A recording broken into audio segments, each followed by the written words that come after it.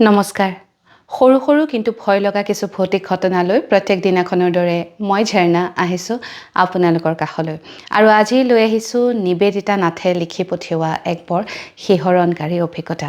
এই অভিজ্ঞতা আপোনালোকৰ আগত ব্যক্ত কৰাৰ আগতে অনুৰোধ কৰিছোঁ, যদিহে আপুনি মোৰ ইউটিউব চেনেলটো এতিয়াও ছাবস্ক্ৰাইব কৰা নাই, যদি বেয়া নাপায় ছাবস্ক্ৰাইব কৰি থ'ব।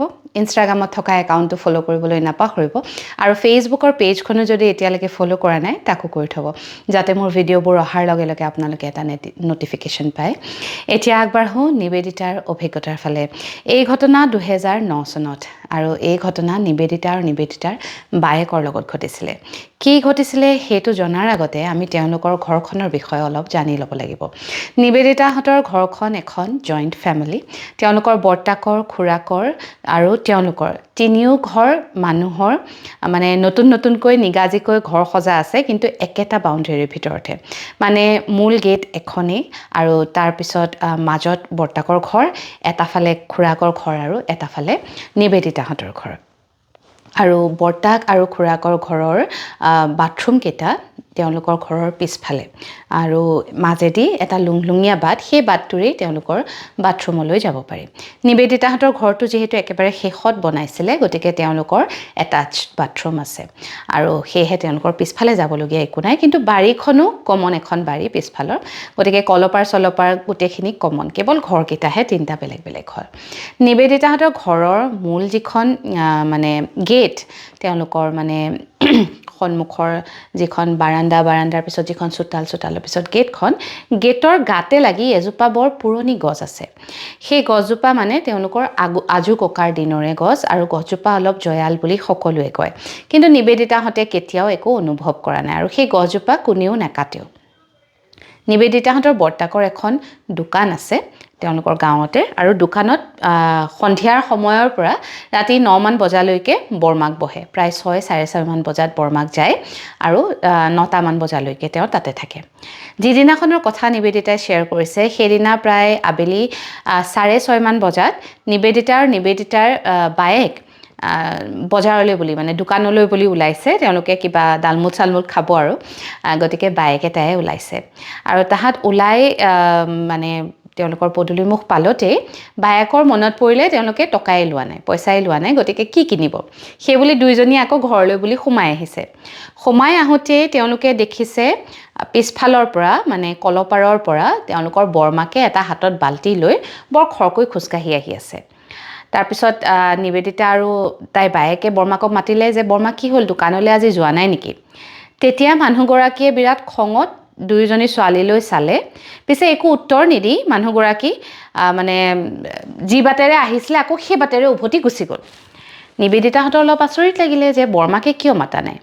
তাৰপিছত তেতিয়া বায়েকে নিবেদিতাক সুধিছে যে, তই কিবা কলি নেকি বৰমাক? বৰমাই কিয় মাতা নাই? ইমান খংকৈ চালে যে আমাৰ দুয়োজনীলৈ, আকৌ উভতি কলৈ গ'ল? সেইবুলি দুয়োজনীয়ে মানে আকৌ সেই লুংলুঙীয়া বাটটোৰে কলপাৰলৈ বুলি বৰমাকৰ পিছে পিছে গৈছে, বৰমা বুলি মাতি। দুয়োজনী ছোৱালী বৰমাকৰ একেবাৰে লগতে লাগি পিছত গৈছে পিছফাললৈ। পিছে আচৰিত ধৰণে তাহাঁতে বৰমাকক তাক ক'তো বিচাৰি নাপালে। তাহাঁত অলপ মানে আচৰিত হোৱাদি হ'ল যে কি হ'ল, বৰমা ক'লৈ গুচি গ'ল। তাৰপিছত ভাবিলে বাৰীলৈ গ'লগৈ নেকি, নে গা ধুবলৈ সোমালে, বাথৰুমতো কোনো নাই। মানে এটা বৰ ডাঙৰ প্ৰশ্নবোধক দুয়োজনী বাই ভনীৰ মনত থাকিলে। তাৰপিছত বিশেষ নাভাবি তাহাঁত দুজনীয়ে দোকানলৈ বুলি বাট বুলিলে।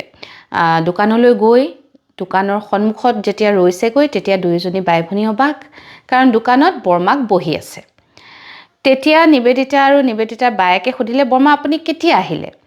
বৰমাকে কৈছে, কিয়, সদায় অহা সময়তে আহিলোঁ, প্ৰায় এঘণ্টামানেই হ'ল। দুয়োজনী বাই ভনীয়ে তেতিয়া মানে অলপ থটমত খাইছে। পিছে বৰমাকক একো নকৈ যি কিনিবলৈ গৈছিলে সেয়াও নিকিনিলে। দুয়োজনী আকৌ ঘৰলৈ উভতি আহিলে। উভতি আহি দুয়োজনী কথা পাতি আছে, ফুচফুচকৈ কথা পাতিছে যে কাক দেখিছিলোঁ আচলতে, সেইজনী যদি বৰমা নহয় কোন আছিলে, সেইবুলি কথা পাতি দুয়োজনীয়ে মানে সেই নিশা ভাতো নাখালে। আৰু দুয়োজনী বাই ভনীৰে ৰাতিলৈ বৰ জ্বৰ উঠিলে। ইমান বেছি জ্বৰ উঠিছে, ৰাতি ভুল বকাটি বকিছে। সেয়েহে মাকে ভয়তে বৰমাকহঁতক মাতি আনিছে ৰাতি, মানে দুপৰ ৰাতি বৰমাক, খুৰীয়েক চবকে মাতি আনিলে। তাৰপিছত দুয়োজনীকে তেতিয়া সুধিলে কি হ'ল। তেতিয়া বৰমাকেও ক'লে, ইহঁত আজি দোকানলৈ গৈছিলে, বৰ আচৰিত ধৰণে দেখোন একো নলৈ আকৌ উভতি গুচি আহিলে।